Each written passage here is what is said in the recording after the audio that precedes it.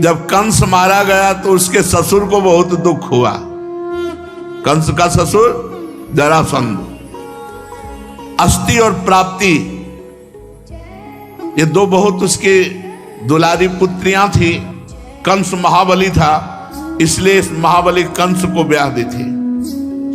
जब सुना हमारी बेटियां विधवा हो गई, कंस ने ऐसा पराक्रम प्रकट किया था कि प्रसन्न होकर के जरासंध ने ब्याह किया था।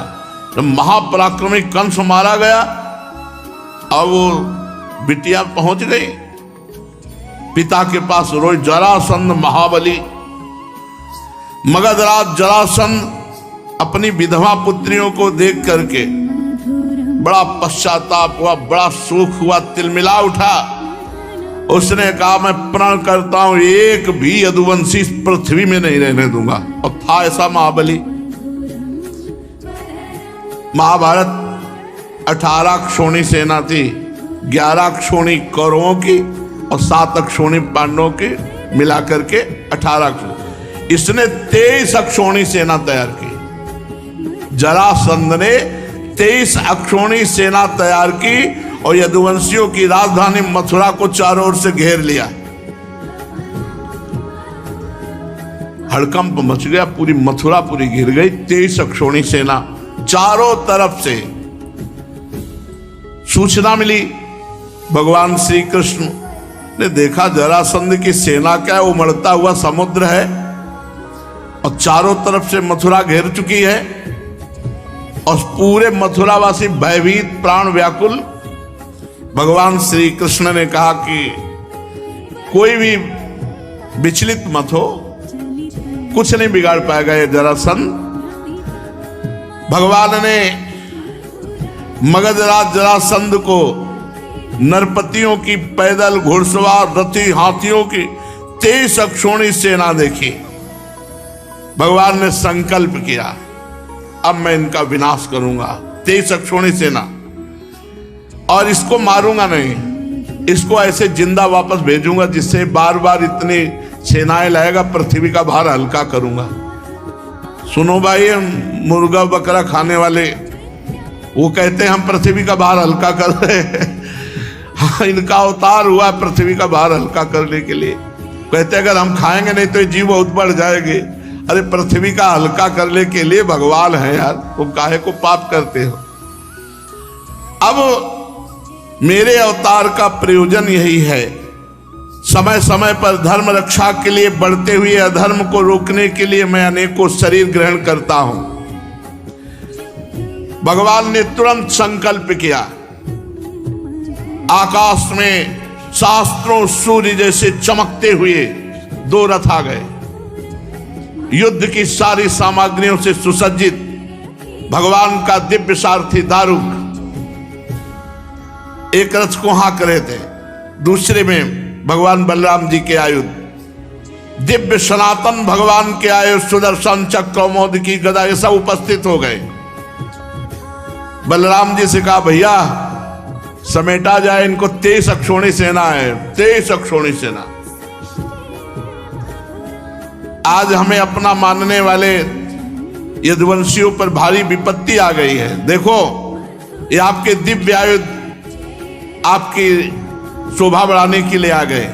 भगवान बलराम जी का हल और मूसल, हल से फंसा कर मूसल से, और भगवान के तो दिव्य अस्त्र है ही हैं। अब आप इस रथ पर सवार होइए और शत्रु सेना का संहार कीजिए और अपने स्वजनों को विपत्ति से बचाइए। साधुओं की रक्षा करना हम दोनों का अवतार ग्रहण करने का उद्देश्य है। 23 अक्षोणी सेनाएं पृथ्वी का विपुल भार है, हे भ्राताश्री से नष्ट कीजिए, भगवान श्री कृष्ण ने बलराम जी से कहा। अब भगवान श्री कृष्ण और बलराम जी ने सलाह करके कवच धारण किया, रथ पर सवार हुए, मथुरा से निकले। छोटे से सेना जो अंग रक्षा कर रही थी, आगे आगे श्री कृष्ण और बलराम जी। श्री कृष्ण रथ हाँक रहा था दारुक। भगवान पुरी से बाहर निकलकर 5 जन शंख का नाद किया। शंख की भयंकर ध्वनि सुनकर के 23 अक्षोणी सेना थर थर कांपने लगी। शंख ध्वनि सुनकर के मगधराज जरासंध ने देखा कि इतनी जोर की शंख ध्वनि, अपना रथ बढ़ाकर सामने लाया और कहा, बच्चा तू ही कृष्ण है? क्यों? जरासंध कंस का ससुर, तो भगवान तो बच्चा लगी रहे। 11 वर्ष में यहां से पधारे तो कुछ वर्ष गुरुकुल सेवन किए होंगे। वो कह रहते तो 9 किशोर, ये कोई दाढ़ी बुच्च थोड़ी आ जाती है। भगवान सदैव 9 किशोर रहते। तो कह रहा है, बच्चा तू ही कृष्ण है? अरे पुरुषाधम, तूने हमारे दामाद कंस को मारा। भगवान तो कोमल भुजा ऐसे दिखाई दे रहे। अरे तू तो निराबित बच्चा है और कंस को मार डाला। बड़ा उसको आश्चर्य हो रहा है कि ये बच्चा कैसे कंस को मार डाला। और ये नहीं सोच रहे कि जब निरा बच्चा थे 6 दिन के, तब पूतना को मार दिया था। तेरे साथ तो नहीं लड़ूंगा, क्योंकि मुझ जैसे वीर को तेरे जैसे बच्चे से लड़ने में कोई लाभ नहीं। हार जाए जीत जाए कोई लाभ नहीं, तेरे से तो नहीं लड़ूंगा। या तू इतने दिनों तक छिपता फिरता रहा, तूने कैसे कंस को मार डाला? उसको बड़ा आश्चर्य हो रहा है कि ये बच्चा कंस को कैसे मार सकता है। लेकिन तू अपने मामा का हत्यारा है, फिर भी मैं तेरे साथ नहीं लड़ूंगा। तू बच्चा है, जा भाग जा मेरे सामने से। ऐसे जरासंध बड़ा अभिमानी है। हाँ, थोड़ा यदि बलराम चाहे तो लड़ सकते हैं। बलराम तुम्हारी श्रद्धा है मर करके स्वर्ग जाने की। अगर थोड़ी भी हिम्मत हो तो हिम्मत बांध करके मुझसे जैसे चाहे तैसे लड़ ले। और ये नहीं समझ रहे कि पूरा अनंत ब्रह्मांड इन्हीं के फड़ पे है। शेषावतार भगवान बलराम जी, मैं अभी अपने बाणों से छिन्न भिन्न करके तुझे स्वर्ग पहुंचा देता हूं। भगवान श्री कृष्ण ने कहा, मगधराज तुम सूरवीर हो। सूरवीर तो ऐसे नहीं होते। सूरवीर तो युद्ध करते हैं, डींग नहीं हाँकते। तुम अपने बल और परुष का तो बहुत बड़ा घमंड रखते हो। चाहूं तो तेरी अभी मृत्यु कर सकता हूं, लेकिन मारूंगा नहीं तुझे। भगवान श्री कृष्ण ने कहा, तू ऐसे बक रहा है जैसे मरने वाला सन्निपात में बकता है। बकले, हमारे जैसे वीर तेरे जैसे डींग हाँकने वालों की बात नहीं सुनते। परीक्षित, जैसे वायु बादलों से सूर्य को और धुएं आग को ढक लेती है, ऐसे ही भगवान श्री कृष्ण को चारों तरफ से मगधराज की सेना ने घेर लिया और बाणों की वर्षा कर दी चारों तरफ से। यहां तक कि भगवान का रथ सारथी कुछ नहीं दिखाई दे रहा, आधा धुंध, चारों तरफ से बाण चल रहे। अब जो अटारियों पर चढ़े हुए मथुरावासी देख रहे, सब हाहाकार मच गया कि अभी तो प्रारंभ ही हुआ युद्ध। भगवान का, बलराम जी का और श्री कृष्ण का सब रथ और सब ढक गया बाणों से।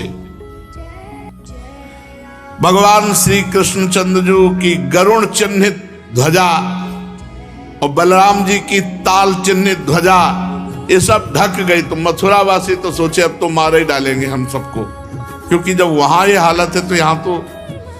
लेकिन ये एक क्षण के लिए ऐसा हुआ।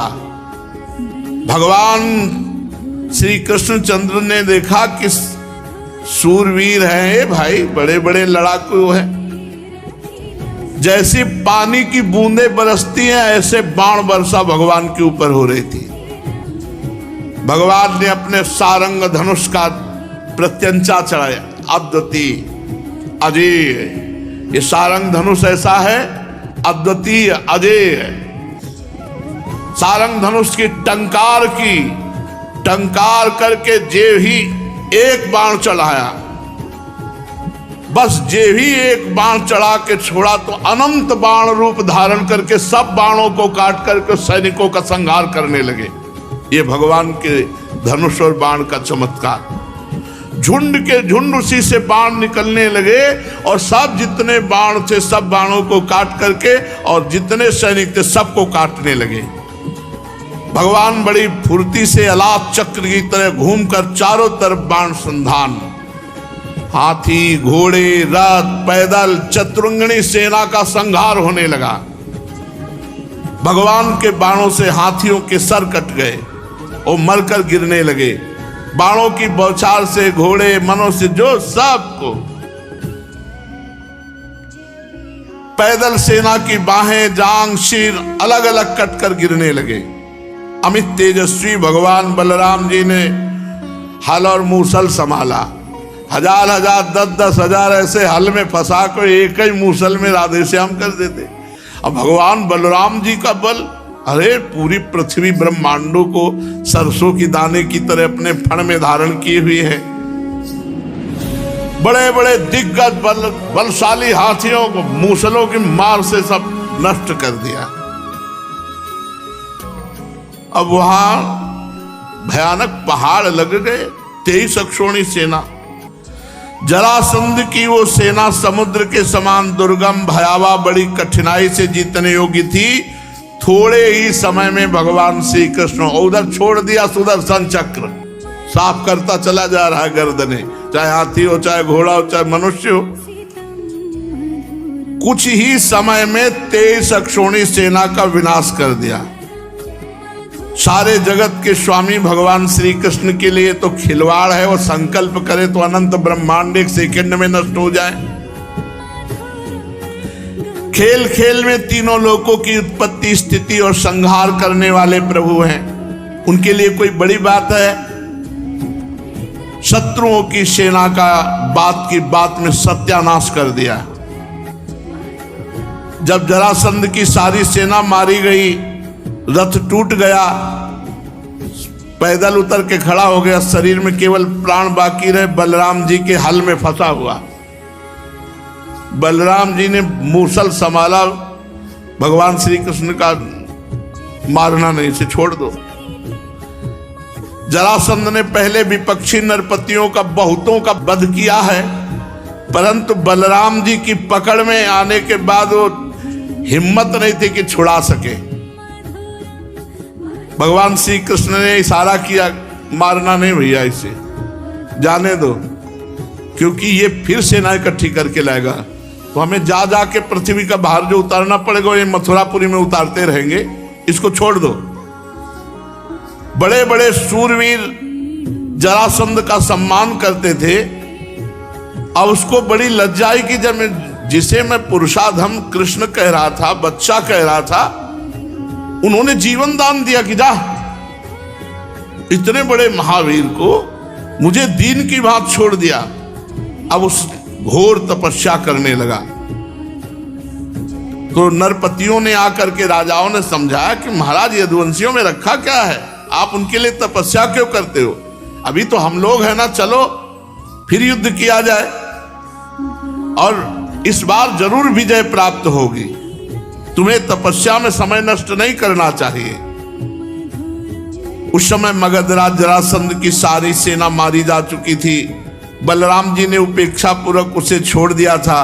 वो उदास होकर अपने मगध देश को गया और भगवान श्री कृष्ण की सेना में किसी एक सैनिक का बाल भी बांका नहीं हुआ और 23 अक्षोणी सेना मारी गई जरासंध की। भगवान अपार सामर्थ्यशाली है।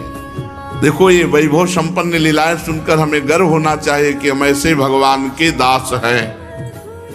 बड़े बड़े देवता नंदन वन के पुष्पों की वर्षा भगवान श्री कृष्ण पर करने लगे। अब मथुरावासी भगवान के प्रभाव को देखकर भयरहित हो गए। भयरहित तो कंस के वध से ही हो गए थे, पर जरासंध के आक्रमण से भयभीत हो गए थे। जब जरासंध की सेना मारी गई तो पक्का विश्वास हो गया कि हम ऐसे श्री कृष्ण की शरण में कि हमारा बाल बांका भी नहीं हो सकता। भगवान मथुरा में प्रवेश किए। ब्राह्मण लोग मंत्रोच्चारण कर रहे हैं, कोई पुष्प, कोई अर्घ भगवान को कोई गले से लगा रहा है, कोई आशीष दे रहा है। और रणभूमि से अपार सोने चांदी के आभूषण सब मथुरा वासियों को बांट दिया गया और प्रधान धन महाराज उग्रसेन के चरणों में समर्पित किया गया। अब दूसरी बार फिर 23 अक्षौणी सेना, 23 अक्षौणी सेना। फिर भगवान ने 23 अक्षौणी सेना का विनाश किया, उसे खाली फिर वापस 17 बार 23 अक्षौणी सेना लाया। 17 बार, बड़ा महारथी था। 17 बार 23 अक्षौणी सेना इकट्ठी करके मगधराज जरासंध ने भगवान श्री कृष्ण के द्वारा सुरक्षित यदुवंशियों से युद्ध किया, किंतु हर बार भगवान की शक्ति के सामने सब नष्ट हो जाता, सारी सेना नष्ट हो जाती और भगवान बलराम जी फिर उसे उपेक्षा पूर्वक छोड़ देते। जरासंध अपनी राजधानी लौट जाता। अब 18वीं बार तैयारी की और हजारों ब्राह्मणों से अनुष्ठान कराता था जरासंध। बहुत ब्राह्मण भक्त था। उसने ब्राह्मणों से कहा, यदि इस बार श्री कृष्ण पर विजय प्राप्त नहीं तो अभी तक पैर पूजते रहे, आगे का परिणाम समझ लो। इस बार अगर फल नहीं दिखाई दिया तो ब्राह्मणों ने भगवान से प्रार्थना की, नमो ब्रह्मण्य देवाय गो ब्राह्मण हिताय च, हे कृष्ण हे जगत गुरु महाराज, अब आपको हारना होगा। अगर इस बार ये नहीं जीता तो महाराज हम सब ब्राह्मणों का पता नहीं क्या करेगा। ब्राह्मणों ने अनुष्ठान वाला तो छोड़ दिया, श्री कृष्ण से प्रार्थना का अनुष्ठान किया और भगवान ब्राह्मणों पर विशेष कृपा करते हैं, जो ब्रह्म ऋषि जन है।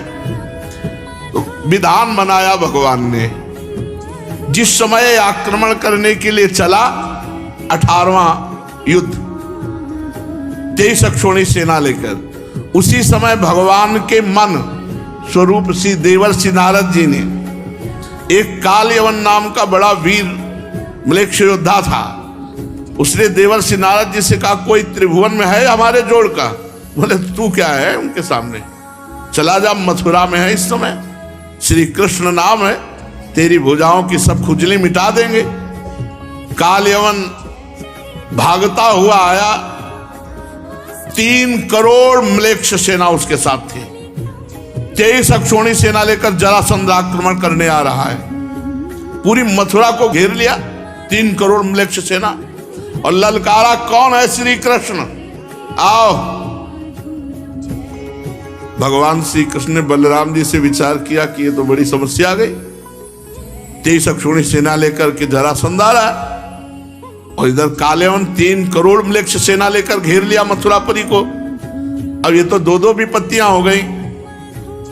इस बलशाली यवन ने बड़ी समस्या पैदा कर दी। भला इनके लिए कोई समस्या है? देखो, अगर हम इससे लड़ने लगे तो जरासंध बस पहुंचने ही वाला है, वो हमारी पूरी मथुरापुरी को नष्ट कर देगा, क्योंकि चिढ़ा हुआ है। 17 बार 23 अक्षौणी सेना मारी गई।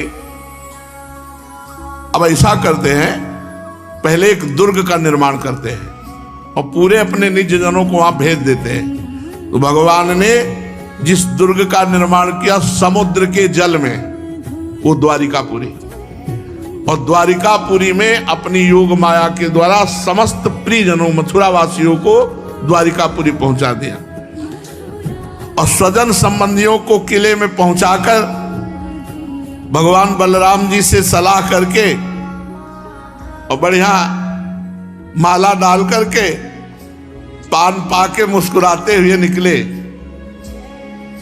नारद जी ने बताया था, 4 भुजा, श्याम रंग, पीतांबर धारण किए हुए, मोर पंख का मुकुट धारण किए हुए। उसने देखा काल यवन ने, यही श्री कृष्ण, ये श्री कृष्ण।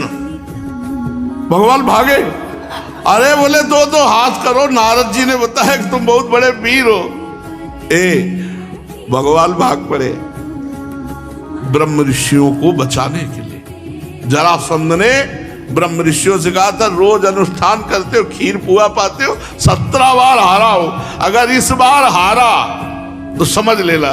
तो वो ये अनुष्ठान देखो, भगवान अपने भक्त के लिए, इनके लिए यवन को और जरासंध को मारना कोई खिलवाड़ इनके लिए क्या है? केवल सोच भ्रगुटी विलास सृष्टि लय हुई, भगवान भाग चले। तो एक भगवान का नाम हुआ रणछोर। रणछोर भगवान की जय। शेष चर्चा आगे भैया।